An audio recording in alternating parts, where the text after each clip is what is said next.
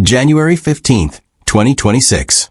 For exactly 8 months, a heavy, suffocating silence had hung over the disappearance of Lilly and Jack Sullivan in the small community of Lansdowne Station, Pictou County, Nova Scotia. The case had seemingly gone cold in the public eye. People spoke in hushed tones about the two children who had vanished into the dense Atlantic woods, a tragedy that many assumed was simply a heart-wrenching accident of nature.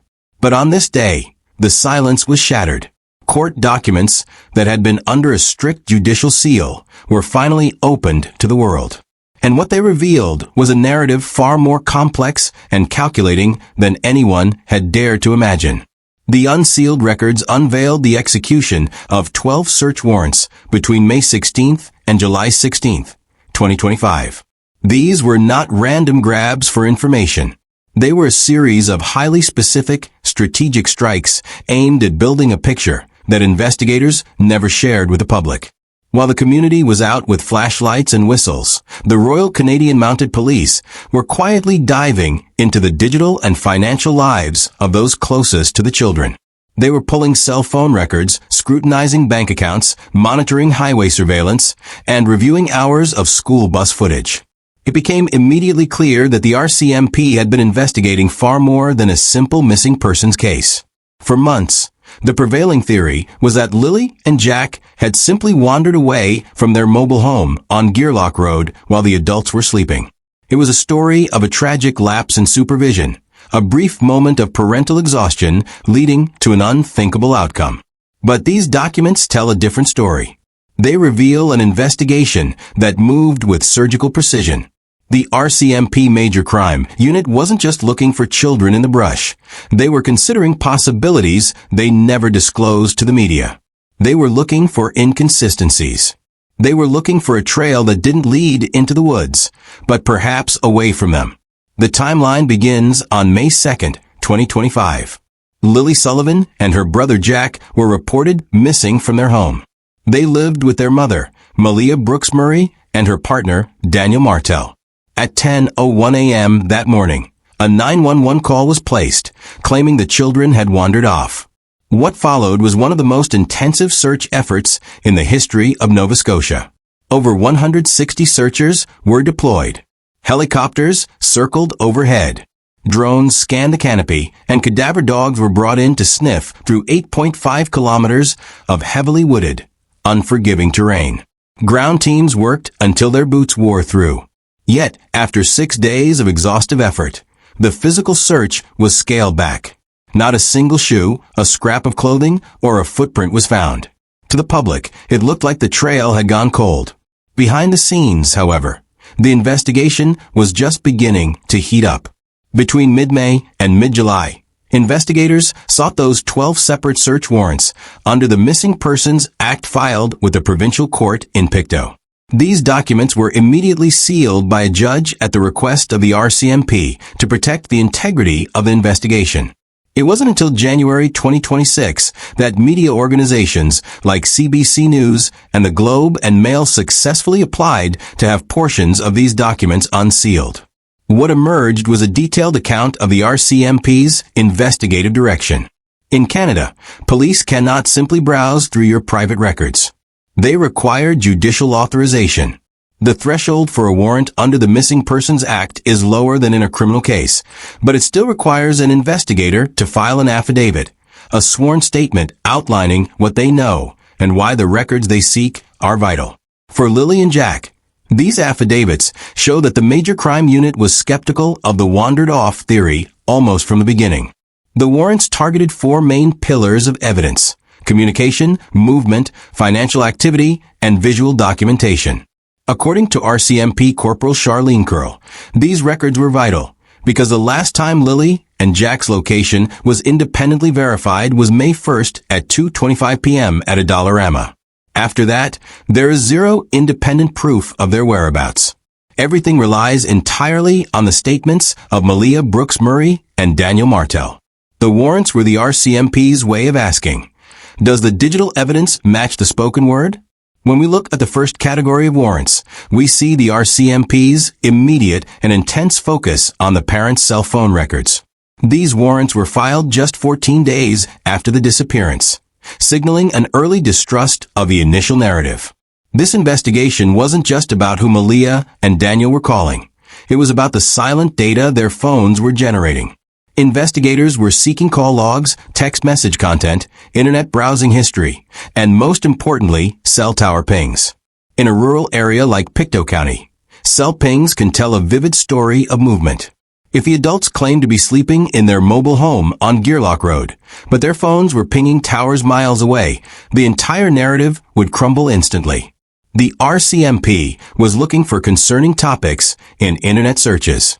Did anyone look up how to hide a body? Did they search for how long a child can survive in the woods? Did they look for bus schedules or out-of-province maps? By analyzing the communication data, the RCMP was attempting to build an independent timeline that didn't rely on memory or honesty. They were cross-checking the digital footprint against the verbal testimony. If the phones moved during the window the children were allegedly lost, the RCMP would know. If messages were deleted in the hours before the 911 call, the RCMP would find them. This signaled that within 2 weeks, the authorities were not accepting the family's account at face value. The second pillar of the investigation involved bank records. This is a move often associated with premeditated crimes or missing persons who have actually been relocated. Financial records reveal patterns that the human eye often misses. Investigators were looking for large cash withdrawals that might suggest a plan to flee or pay someone off. They were looking for the purchase of specific suspicious items. Cleaning supplies, heavy-duty tools, or even extra fuel. Sudden changes in spending habits can be a red flag in any major crime investigation. By seeking these records within the first 2 months, the RCMP demonstrated they were treating the household's activities as a potential crime scene in the making, even if they hadn't yet labeled it as such. Perhaps the most startling revelation from the unsealed documents was a warrant for highway surveillance footage. This warrant specifically targeted drivers leaving Nova Scotia between May 1st and May 3rd. Consider the weight of that for a moment. If the police truly believed the children had simply wandered into the woods behind their house, there would be no reason to check the border crossings or the main arteries leading out of the province. This warrant proves that very early on, the RCMP considered the possibility that Lilly and Jack had been abducted or removed from the province entirely. The time frame of this request is telling. May 1st was the last day of a verified sighting. May 2nd was the report of the disappearance. May 3rd was the day after. By examining this 3-day window, investigators were searching for any vehicle associated with the family or their associates that might have made a long-distance trip. This expanded the geographic scope of the case from a few square kilometers of Nova Scotian forest to the entire Canadian eastern seaboard. The RCMP was no longer just looking in the brush, they were looking at the highways. Closely tied to this was a warrant for school bus video surveillance. Lilly and Jack were marked absent from school on May 2nd, the day they were reported missing, but they were also absent on May 1st. Malia Brooks Murray told investigators the children stayed home that Thursday because Lilly had a persistent cough. The RCMP wanted the bus footage to see if the bus had stopped at the house, if the children were visible in the windows, or if anyone else was seen near the property. They were looking for the last confirmed moment these children were captured on a lens. The pattern across all 12 warrants is one of absolute thoroughness, suggesting that the RCMP was eliminating every single innocent possibility until only the truth remained.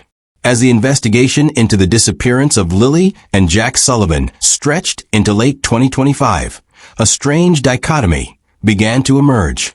On one hand, the RCMP was executing high-level search warrants normally reserved for homicide cases. On the other, they were publicly maintaining that the case was still a missing persons file. This tension reached a boiling point with the revelation of the polygraph results. According to the unsealed documents, both Malia Brooks Murray and Daniel Martel underwent polygraph examinations, commonly known as lie detector tests, conducted by specialized RCMP examiners. The documents state that both adults were found to be truthful on 4 specific, yet undisclosed, questions regarding the disappearance of the children. In the world of criminal justice, polygraph results are a double-edged sword. While they are not admissible as evidence in a Canadian court of law, they are a vital investigative tool used to clear suspects or narrow a focus. If the two people closest to the children pass their tests, it theoretically supports the wandered off theory. However, the RCMP has steadfastly refused to release the specific questions asked during these sessions. According to Corporal Charlene Curl, releasing those questions could compromise the integrity of future tests.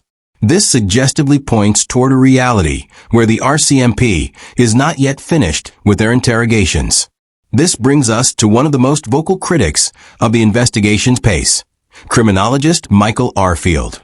Arfield, who has followed many high-profile Canadian disappearances, has expressed public surprise and a degree of frustration at how the RCMP is handling the classification of this case. In his expert opinion, missing persons cases involving young children are almost always deemed suspicious if the subjects aren't found within 48 to 72 hours. By the time a week has passed with no sign of a body or even a footprint in a concentrated search area, the working theory usually shifts toward foul play.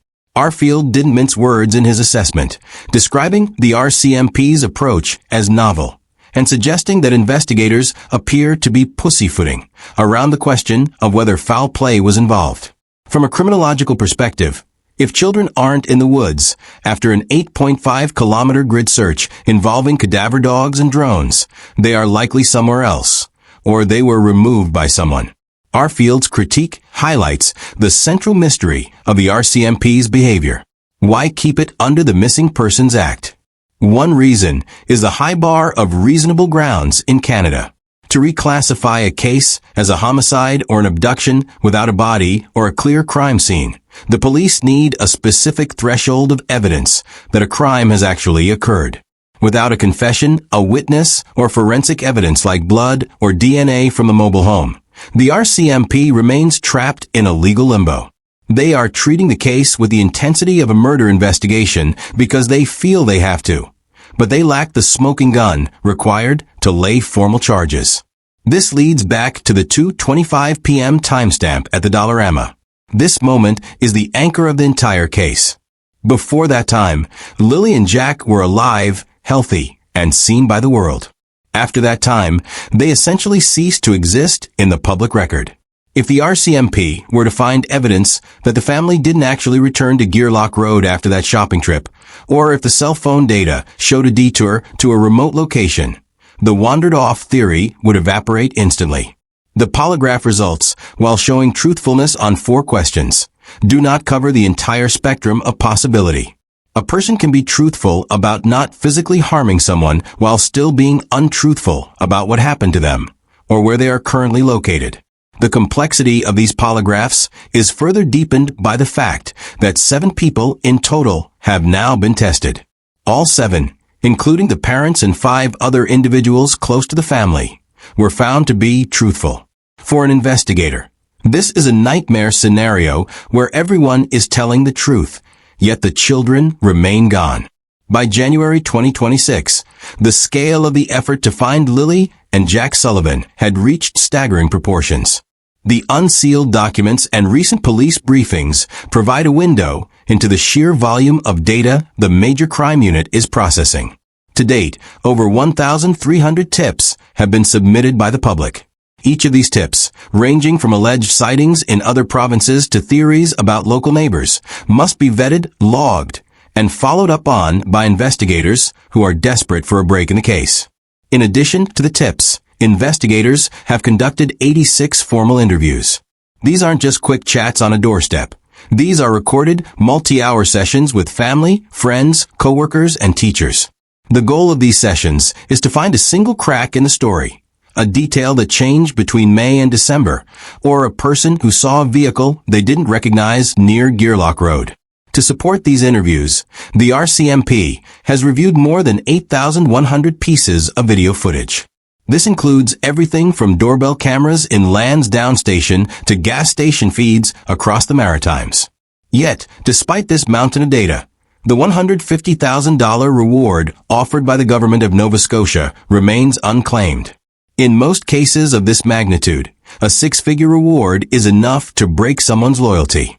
It is designed to entice the person on the periphery, the friend who heard a strange comment or the neighbor who saw a trunk being loaded, to come forward.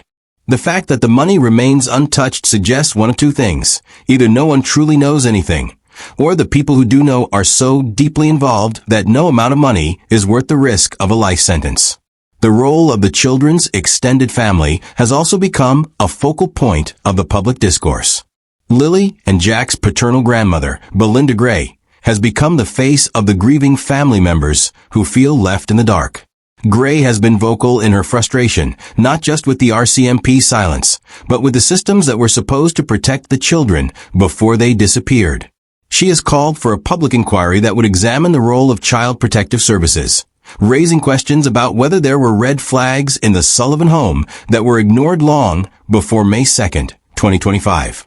The unsealed documents do not explicitly mention child welfare records, as those are protected under different privacy acts, but the RCMP's interest in the household's economic situation and daily routine suggests they are looking at the stability of the home life. This is where the investigation turns from a search for lost children into a deep dive into the why of it all. If there was a struggle in the home, financial, emotional, or otherwise, it provides a motive that the wandered-off theory lacks. As we look at the investigation in its current state, the RCMP is walking a razor-thin line between transparency and tactical secrecy. Staff Sergeant Rob McSinon has been adamant that long-term justice is a priority. This is police speak for "we are preparing for a trial." If the RCMP releases a piece of evidence now, say a specific item found during a search or a certain text message, a defense attorney could later argue that the jury pool was tainted. The RCMP is playing a long game, betting that the methodical accumulation of small, circumstantial facts from these 12 warrants will eventually outweigh the lack of a body.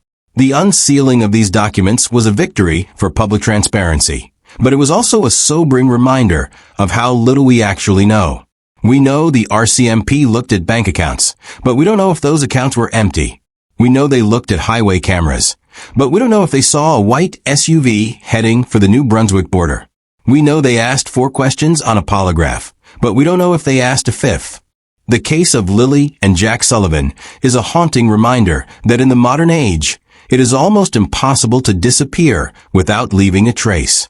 And yet, 2 children have done exactly that. As the unsealed documents from January 2026 began to circulate, the public finally got a look at the hidden side of the Sullivan household. While the RCMP had spent months publicly maintaining a neutral stance, the affidavits revealed a domestic situation far more volatile than previously known. Perhaps the most jarring revelation involves Malia Brooks Murray's own statements to investigators. In an interview conducted on May 9, 2025, just 1 week after the children vanished, Malia alleged that Daniel Martel had been physically abusive during their 3-year relationship. She described instances where he would try to block her movements, hold her down, or push her. Most significantly, she claimed he would physically take her phone from her when she tried to call her mother. These allegations, while unproven in court, provide a starkly different context for the search warrants. When investigators were digging into cell phone records and communication patterns, they weren't just looking for clues about the children. They were looking at a power dynamic where one adult allegedly controlled the other's ability to speak to the outside world. If Daniel Martel was controlling Malia's communication, the digital timeline established by the RCMP takes on a darker significance. Was she the one sending those messages? Was she the one searching the internet? Or was it someone else using her device? Martel has vehemently denied these claims, telling media outlets that the narrative was designed to make him seem evil, and that he's been a figurehead of the search for Lilly and Jack, putting himself at the forefront of the investigation to help find them. However, the RCMP's focus on this domestic friction suggests they are looking for a catalyst. In many missing children cases involving a domestic partner who is not the biological father, investigators look for points of high stress. The unsealed records hint that the RCMP was looking for evidence of a breaking point, in the days leading up to May 2nd. They scrutinized the couple's digital interactions for signs of an escalating argument or a threat of separation. If Malia was planning to leave and take the children, it creates a potential motive for an abduction or worse. This is why the warrants for social media data and private messaging apps were so critical. The investigators were looking for the unfiltered Malia and Daniel, the versions of themselves that didn't appear in the 911 call or the initial police interviews. Furthermore, the documents reveal that the RCMP was interested in the physical layout of the mobile home on Gearlock Road. They wanted to know if the children's room was accessible from the outside and if there were signs of a struggle that might have been cleaned up. The mention of forensic light sources in the search warrants indicates that even if the home appeared tidy to the naked eye, the police were looking for biological traces that had been scrubbed away. The contradiction between the public united front, the parents presented, and the private allegations of abuse became a central pillar of the major crime unit's suspicion. This shift in the narrative changed the community's perception of the case. No longer was this just a story of two children lost in the woods. It was now a story of a family with deep, hidden fractures. The investigation also turned toward the neighbors. In Lansdowne Station, houses are scattered, but people notice movement.